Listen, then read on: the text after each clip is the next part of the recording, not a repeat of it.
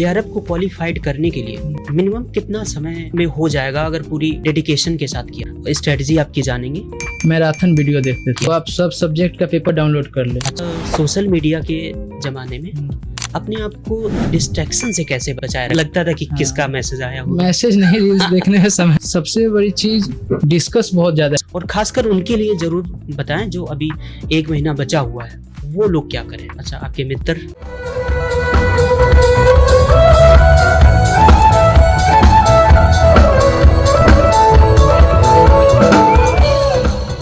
ये परियां, ये मोहब्बत, ये उनका दिल लगाना।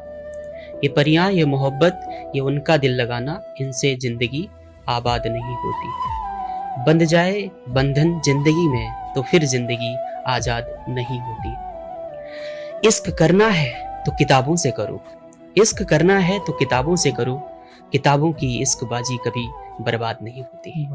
नमस्कार, आप देखना शुरू कर चुके हैं पॉडकास्ट विद सची शायर।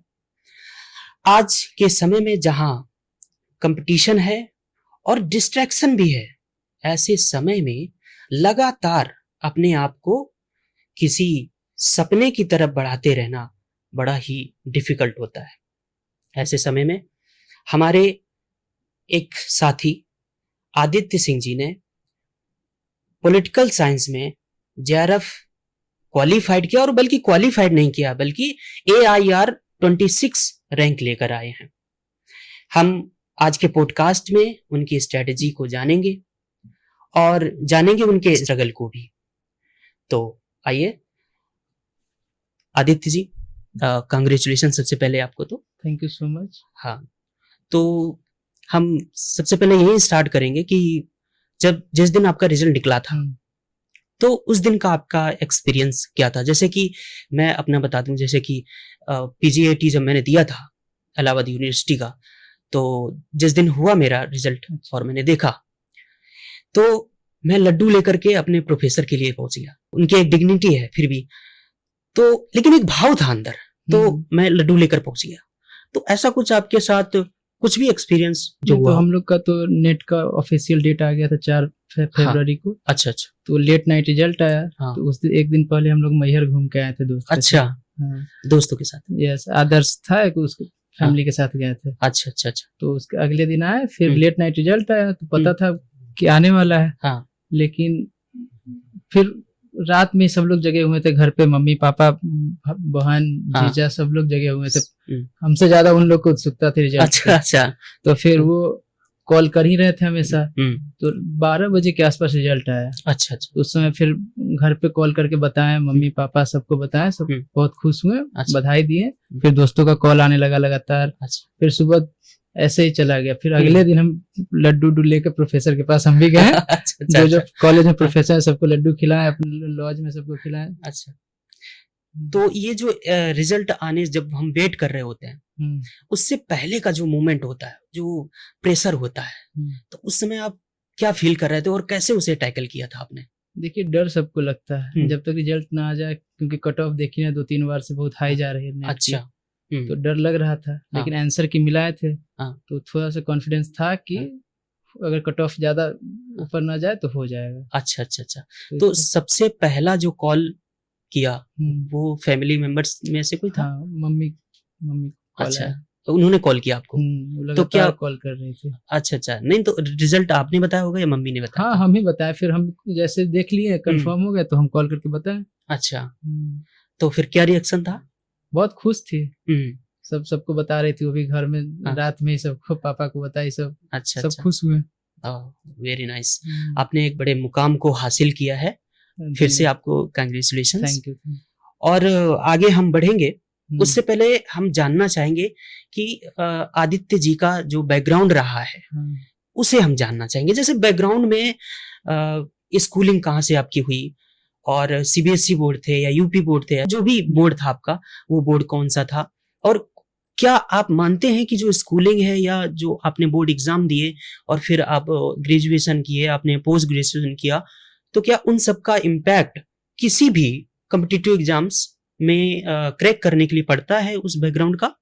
देखिए, मैं 12th तक का पढ़ाई अपने गांव से ही हुआ है। अच्छा, 10th तक CBSE और 12th बिहार बोर्ड से हुआ है। अच्छा अच्छा। फिर ग्रेजुएशन इलाहाबाद यूनिवर्सिटी सोशल से BA और फिर MA भी यहीं से हुआ। अच्छा।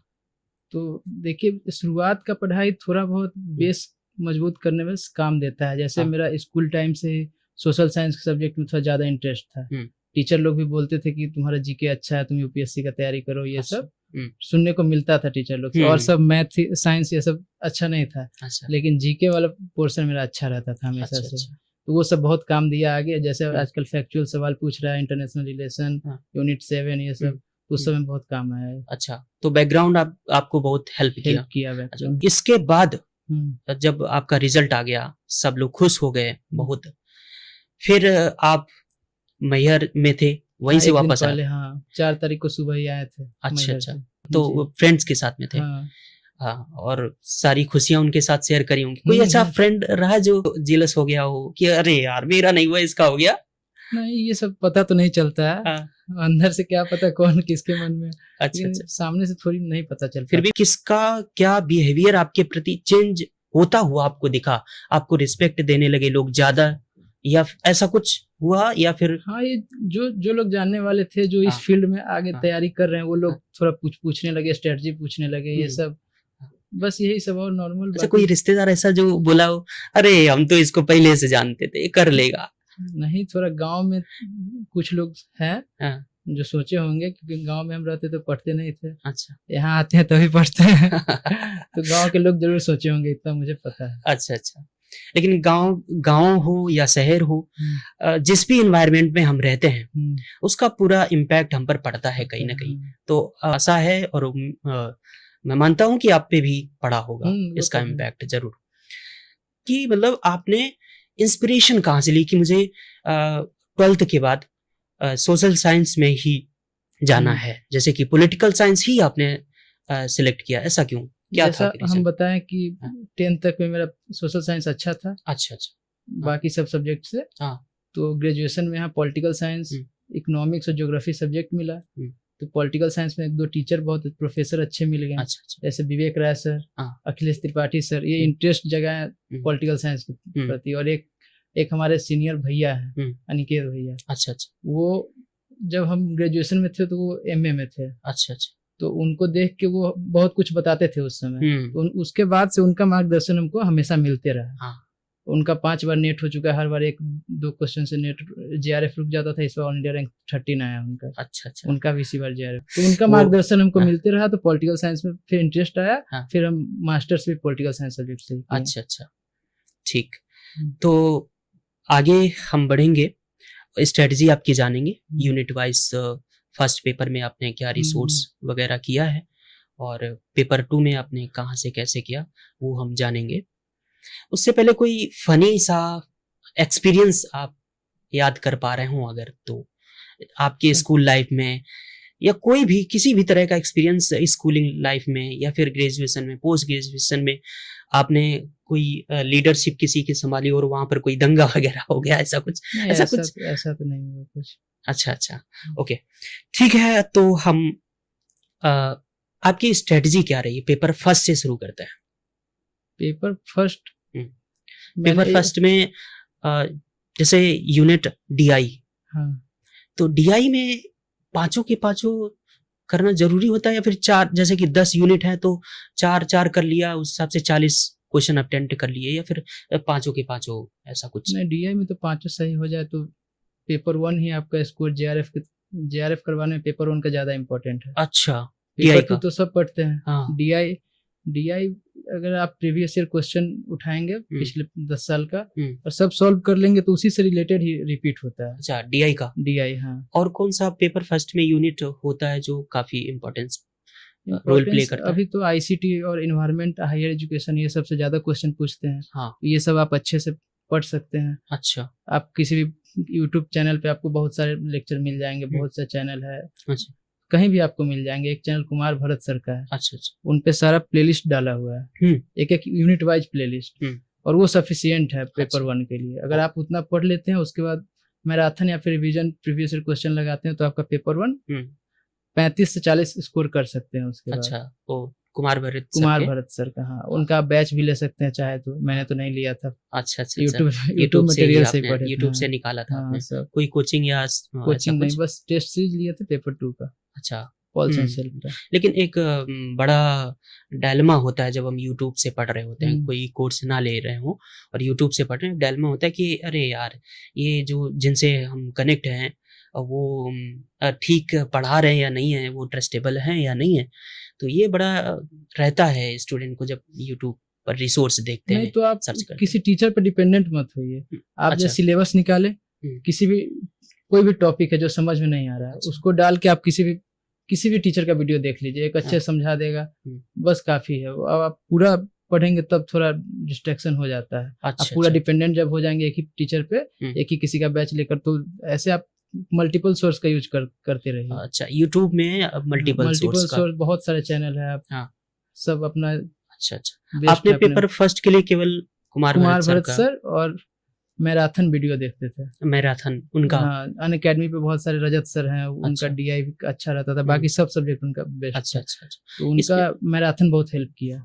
अच्छा अच्छा। और एक चैनल है विजन जेआरएफ करके, राजस्थान के टीचर लोग हैं, हाँ। वो भी बहुत अच्छा मैराथन कराते हैं हर यूनिट वाइज। तो वो सब मैराथन बहुत सारा देखे हैं। अच्छा, वो बहुत हेल्प किया पेपर 1 के लिए। ये तो हो गया वीडियो आपके, हाँ, जो यूट्यूब से रिलेटेड, और बेस क्लियर था कुमार भरत सर से पढ़ के। अच्छा अच्छा अच्छा। लेकिन बुक्स कौन सी, क्या पेपर फर्स्ट के लिए कोई बुक हाँ है? बुक है, जैसे केवीएस मदान की बुक होती है, वो बहुत अच्छा है। अच्छा, लेकिन केवीएस मदान काफी लेंदी है। हाँ, तो कम समय में आप उसके लिए आप अच्छे से साल भर का स्ट्रेटजी है तब आप उसको फॉलो कर सकते हैं। अच्छा। अगर कम समय में तो आप प्रीवियस क्वेश्चन के थ्रू जाएंगे तो ज्यादा बेटर रहेगा। अच्छा अच्छा। तो लेकिन जेआरएफ को क्वालिफाइड करने के लिए मिनिमम कितना समय में हो जाएगा अगर पूरी डेडिकेशन के साथ किया जाए तो मेरा तो जैसे लगभग 1.5 साल का समय हमको लगा, 3 अटेम्प्ट दिए। अच्छा, लेकिन 1 साल काफी है, अगर अच्छे से आप कंसिस्टेंट पढ़ रहे हैं डेली 6 से 8 घंटा, तो 1 साल काफी है सिलेबस कंप्लीट होकर रिवीजन कर लेने में। अच्छा, 1 साल काफी है, आप ऐसा कह रहे हैं।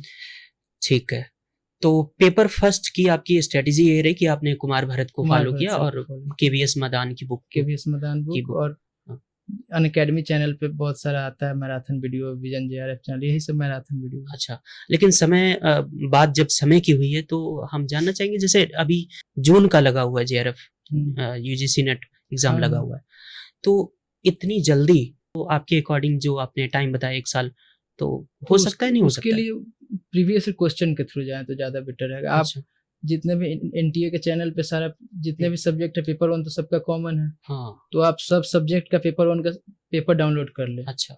और उस क्वेश्चन को आप लगाएंगे 2-5 साल का निकाल लें सब सब्जेक्ट का। अच्छा। जितना ज्यादा आप कर सकते हैं और उसके बाद उसको लगाएं तो फिर बहुत सारा आपका बेस कंप्लीट हो जाएगा पेपर, क्योंकि क्वेश्चन रिपीट ही करता है एक ही टाइप का।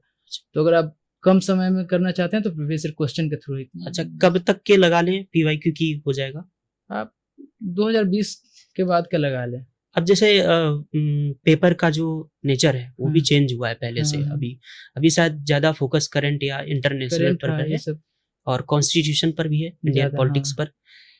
तो वो कैसे हेल्प करेंगे अगर हम 2020 से पीवाईक्यू देखते हैं, क्या कुछ? तो फैक्चुअल के लिए तो आप जैसे इंडियन पॉलिटी में हो गया वो सब तो आपको पढ़ना ही है। अच्छा। वो सबको पढ़ना है। जैसे आप राज्यसभा का सीट हो गया, लोकसभा का सीट हो गया, कितना है किस स्टेट में। अच्छा। ये प्रेसिडेंट का रोल, प्राइम मिनिस्टर का रोल, गवर्नर का रोल, तो ये तो सब यूनिट 7 कंफर्म है, सबको इतना तो पढ़ना ही चाहिए। अच्छा अच्छा। पेपर 2 में कौन सी यूनिट इस समय हो सकती है जो इम्पोर्टेंस रोल प्ले कर रही है जेआरएफ दिलाने में? यूनिट 5 और यूनिट 7। अच्छा। इंटरनेशनल रिलेशन और ये पॉलिटिकल इंस्टीट्यूशन वाला। अच्छा अच्छा। ये 2 यूनिट से लगभग 1/3 क्वेश्चन पूछता है। ठीक। आपने ये पेपर 2 कहाँ से किया था? पेपर 2 के लिए जैसे ग्रेजुएशन के समय से मेरा बेस थोड़ा क्लियर था, ठीक था। जैसे ओपी गावा का western political thought, political theory, Indian political thought, ये सब पढ़ लिए थे हम उसी समय। तो मेरा बेस स्ट्रांग हो गया था।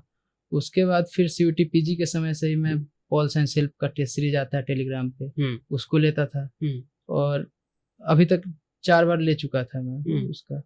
तो वो बहुत ज्यादा हेल्प किया, क्योंकि वो जो सर हैं पॉल साइंस हेल्प, वो एकदम रिवर्स इंजीनियरिंग में क्वेश्चन सॉल्व कराते हैं। अच्छा। जैसे आप एक क्वेश्चन है तो 4 ऑप्शन है, तो 4 ऑप्शन में वो बुक से आप सॉल्व करेंगे तो एक ऑप्शन सॉल्व किए आगे बढ़ गए, और वो सर 4 ऑप्शन के बारे में पूरा बताते हैं। ठीक।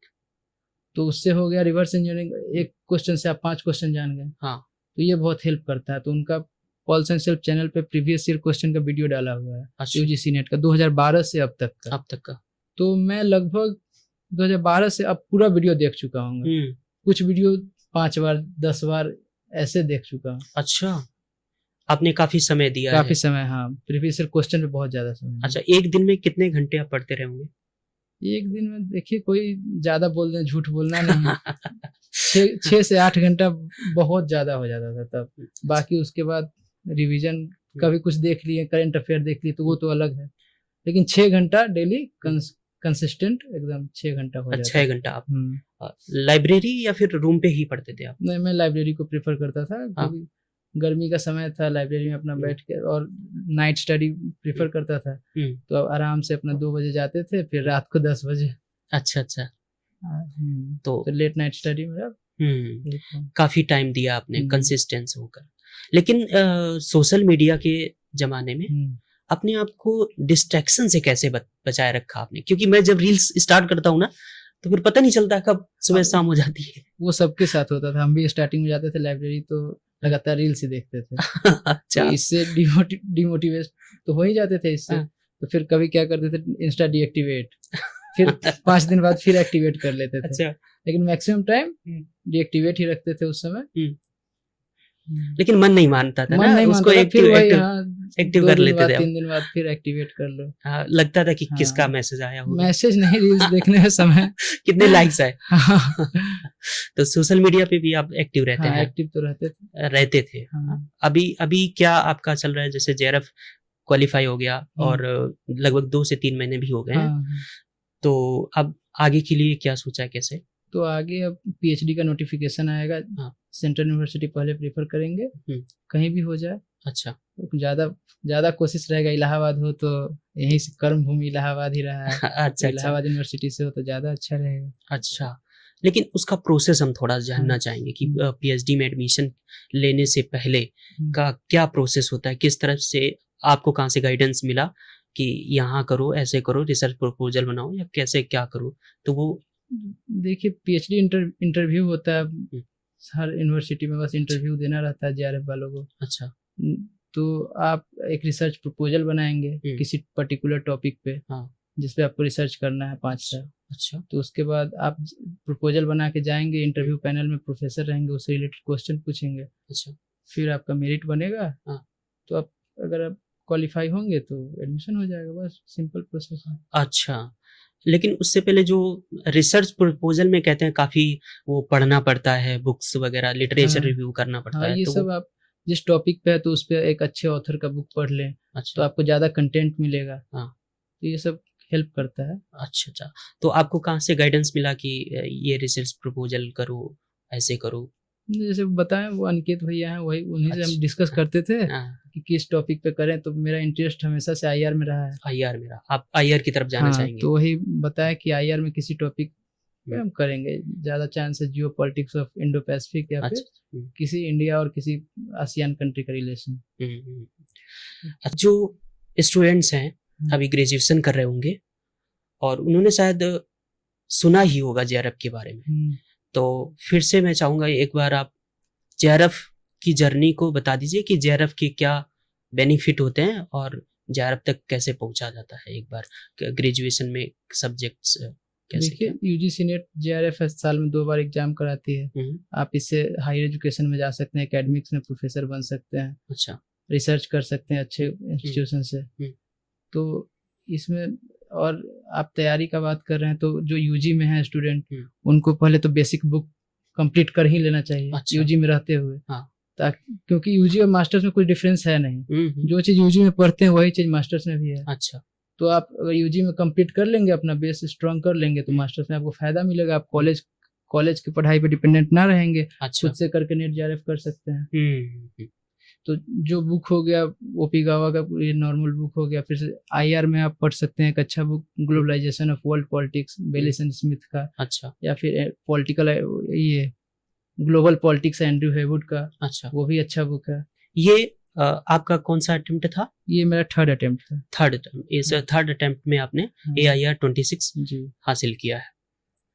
तो मेरा नेक्स्ट क्वेश्चन BA के या ग्रेजुएशन के बच्चों के पर्सपेक्टिव से ही है कि JRF जो होता है वो उसमें वो किसके लिए बेनिफिशियल है? PhD में एडमिशन के लिए हेल्प करता है या फिर कुछ, या असिस्टेंट प्रोफेसर, कहाँ पर वो JRF हेल्प करता है? JRF नेट और JRF में क्या डिफरेंस थोड़ा सा बता दीजिए। नेट से हो गया कि आप प्रोफेसर असिस्टेंट प्रोफेसर के लिए एलिजिबल हो गए। अच्छा, किसी भी यूनिवर्सिटी में आप एग्जाम दे सकते हैं, मिनिमम क्राइटेरिया है नेट।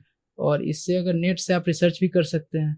अच्छा, लेकिन आप वही है कि फेलोशिप स्कॉलरशिप नहीं मिलेगा यूजीसी की तरफ से। हाँ। और JRF में भी बाकी सब सेम है, बस इसमें है कि आपको स्कॉलरशिप मिलेगा यूजीसी हाँ, की तरफ से, वो 40-42 हजार के आसपास। अच्छा, उसके बाद फिर 5 साल SRF भी 2 साल SRF हो जाएंगे तो और 2-3 हजार बढ़ जाएगा।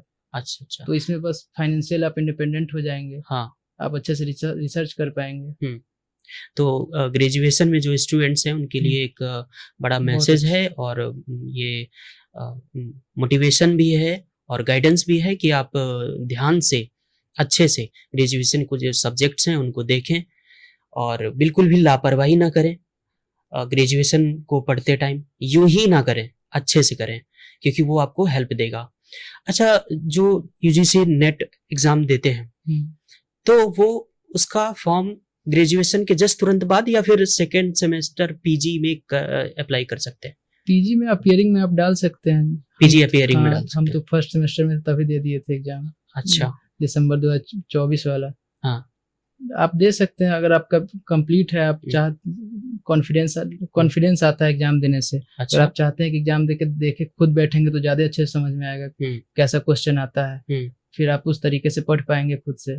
अच्छा, तो फर्स्ट सेमेस्टर में भी आप दे सकते हैं, दे देना चाहिए। हम फर्स्ट सेमेस्टर में दे देना चाहिए ताकि फोर्थ सेमेस्टर तक आपका अटेम्प्ट कोई लिमिट है नहीं। अच्छा अच्छा, तो आप फर्स्ट सेमेस्टर में तभी दे दीजिए। JRF में कोई एज लिमिट शायद अभी? एज लिमिट JRF का 32 ईयर्स है। 32, वो कैटेगरी बेस्ड है शायद। उसके बाद अगर JRF होता है तो उसका कोई स्कॉलरशिप नहीं मिलेगा। लेकिन PhD में एडमिशन हो सकता है? एडमिशन तो हो सकता है, वो तो ओनली PhD क्वालिफाई करेंगे तब भी हो सकता है। अच्छा अच्छा, हाँ, तो UG के स्टूडेंट्स के लिए है कि वो PG में जब एडमिशन ले तो उसी टाइम से वो अपनी प्रिपरेशन को स्टार्ट कर दें। ये ना सोचे कि हम पहले कॉलेज कर लेते हैं फिर MA के बाद नेट JRF की तरफ प्रिपरेशन करेंगे, तो इसमें बहुत लेट हो जाता है। अच्छा, आप कॉलेज में रहेंगे तो आपका इंटरेस्ट उस सब्जेक्ट की जगह रहेगा, आप पढ़ लेंगे अच्छे से। अच्छा, कॉलेज का भी हो जाएगा और उसका भी हो जाएगा। सिलेबस सबका सेम रहता है, बस पेपर 1 थोड़ा पढ़ना है। अप्लाई कर दिया था तो उस टाइम पे, फिर उसके बाद जब आपका नहीं हुआ, फिर सेकंड टाइम पे नहीं हुआ, फिर थर्ड में हुआ, तो सेकंड टाइम तक जब तक नहीं हुआ था तब तक घर वालों की तरफ से कोई प्रेशर था या कुछ ऐसा आपको फील होता था? नहीं, घर वाले की तरफ से तो मुझे कभी प्रेशर आया ही नहीं। अच्छा, मम्मी थी, बोलती थी हमेशा कि होगा तब भी ठीक, नहीं होगा तब भी ठीक। अच्छा अच्छा, सबसे ज्यादा सपोर्ट कौन करता है आपको घर पे? मम्मी। अच्छा अच्छा, उनको हमसे ज्यादा उम्मीद रहता है कि हो जाएगा।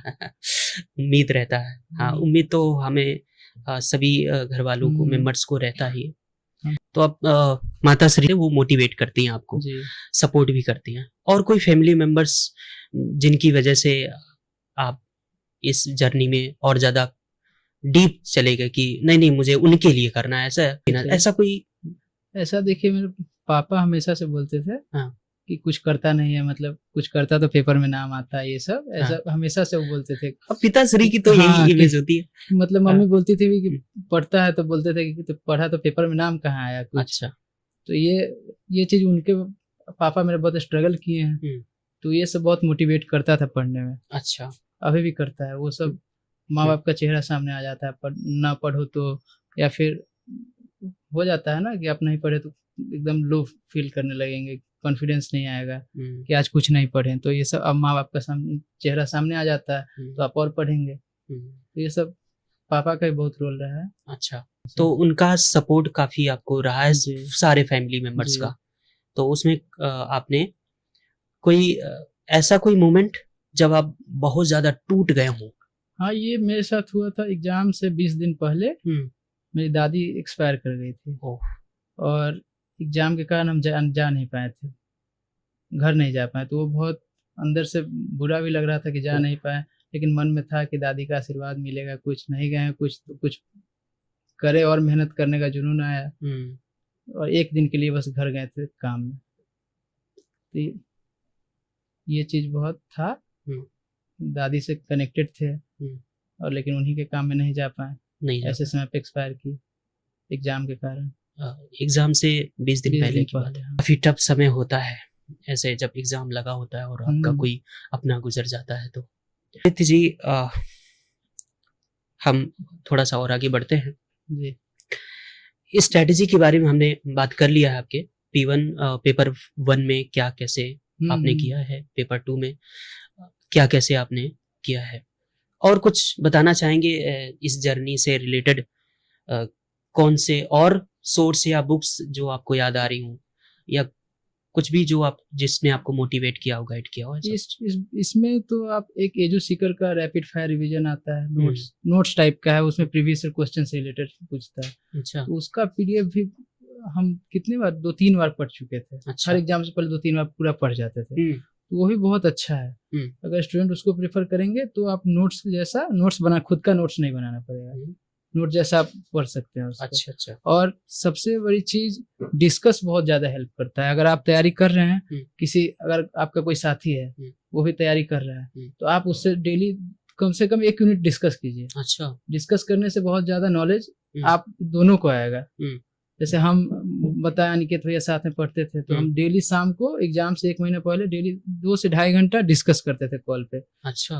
पहले से क्लियर रहता था कि आज ये टॉपिक डिस्कस करना है, ये यूनिट डिस्कस करना है, तो हम दोनों लोग पढ़ लेते थे। उससे जितना क्वेश्चन होता था, बुक का नाम, ऑथर, ये सब पूरा एकदम अच्छे से हम लोग क्लियर करते थे।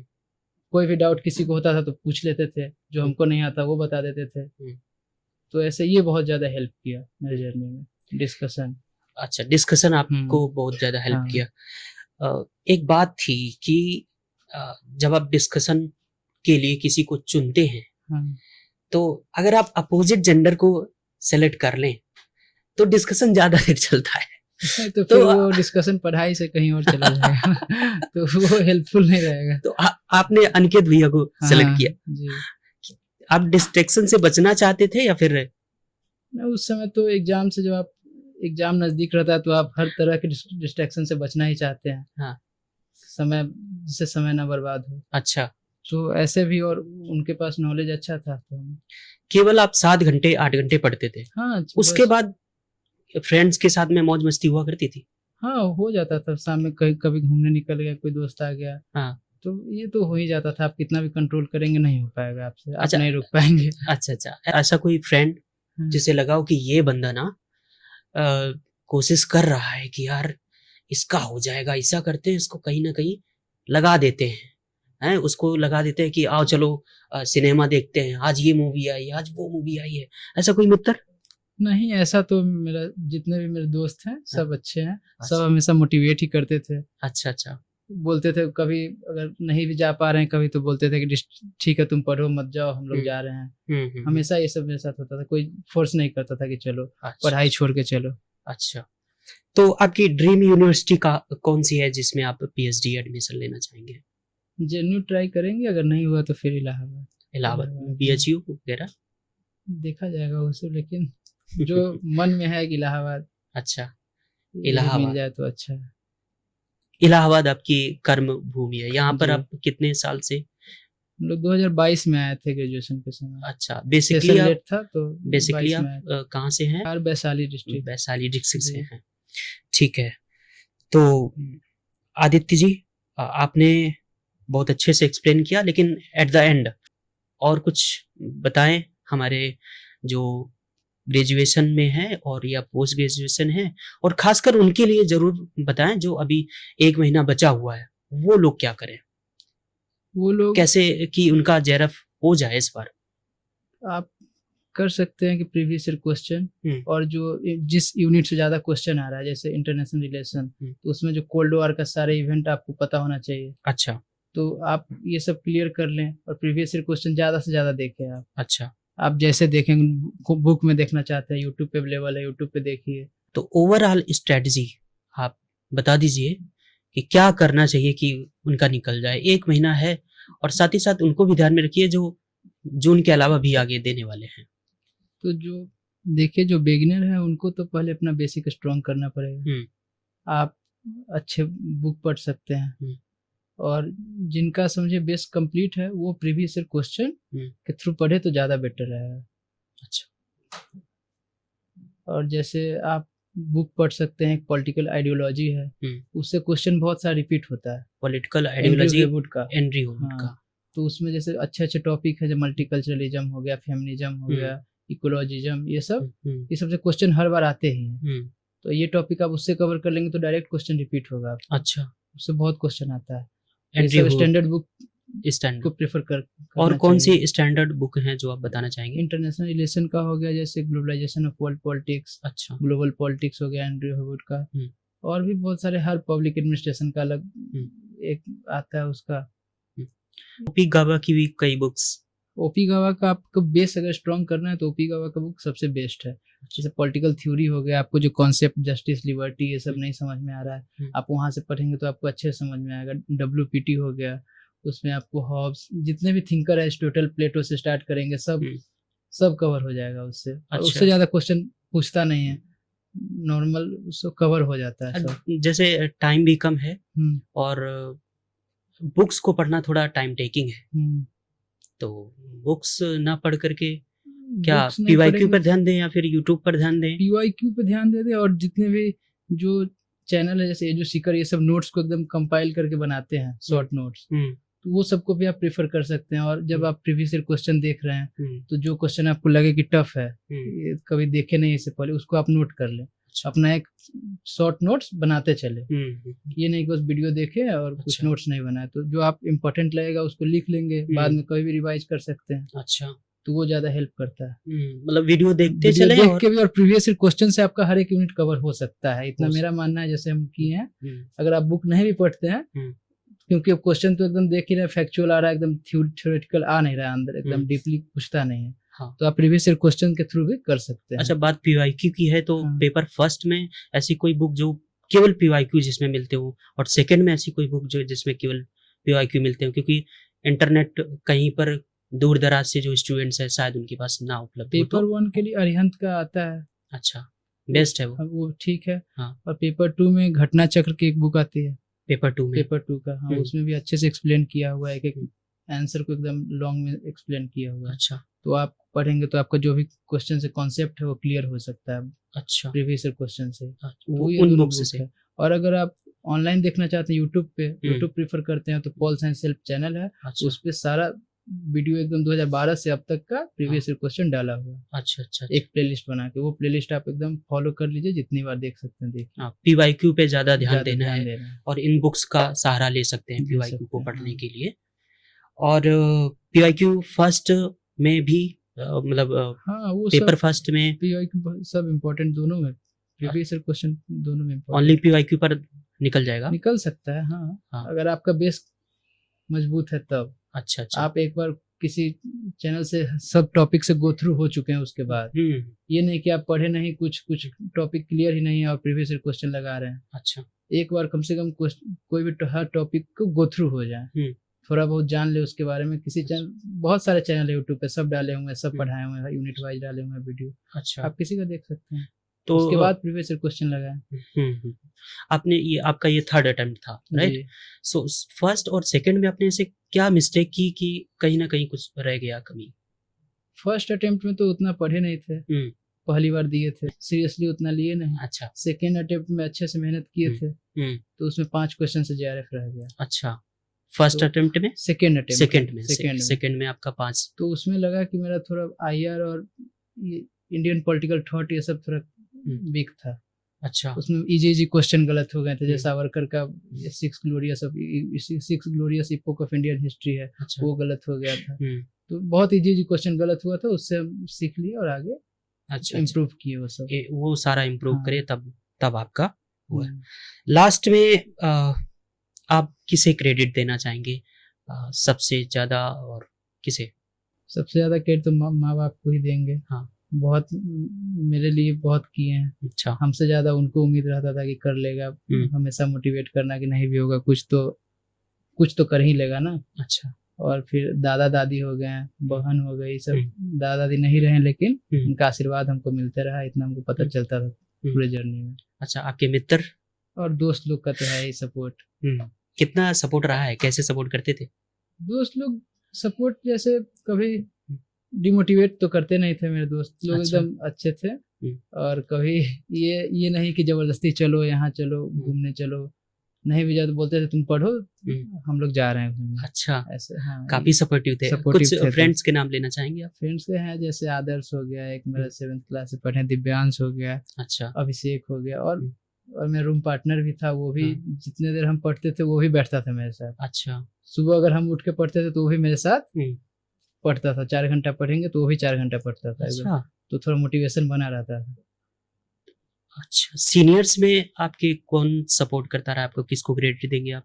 सीनियर्स में अनिकेत भैया हो गए, एक आकाश विक्रम सिंह मामा हैं, अच्छा, वो भी हमेशा मोटिवेट करते थे। हाँ, तो ये लोग।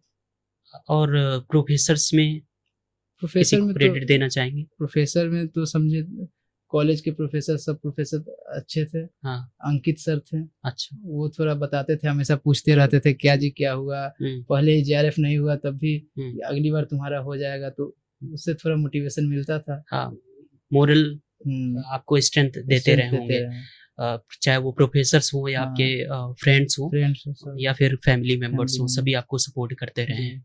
तो आपने और कोई किसी को आप क्रेडिट देना चाहेंगे? बस यही लोग। और अपने आप को? अपने आप तो मेहनत की हो तो क्रेडिट तो जाएगा ही। अच्छा, ठीक है आदित्य जी, मुसाफिर हैं हम, मुसाफिर हैं हम भी, मुसाफिर हो तुम भी, मुसाफिर हैं हम भी, मुसाफिर हो तुम भी, किसी मोड़ पर फिर मुलाकात होगी। साथियों, आज की ये बातचीत आपको कैसी लगी कमेंट करके बताइए, और कोई क्वेश्चंस है तो आप बताइए। स्वस्थ रहिए, मस्त रहिए, अपना ख्याल रखिए। मिलते हैं दूसरे किसी इंस्पायरिंग जर्नी के साथ। और हाँ, इस चैनल को जरूर सब्सक्राइब कर लीजिए, सब्सक्राइब का बटन ठोक दीजिए और सुनिए कि शाखों से टूट जाएं वो पत्ते नहीं हैं हम, शाखों से टूट जाएं वो पत्ते नहीं हैं हम, आंधी से कह दो जरा औकात में रहें।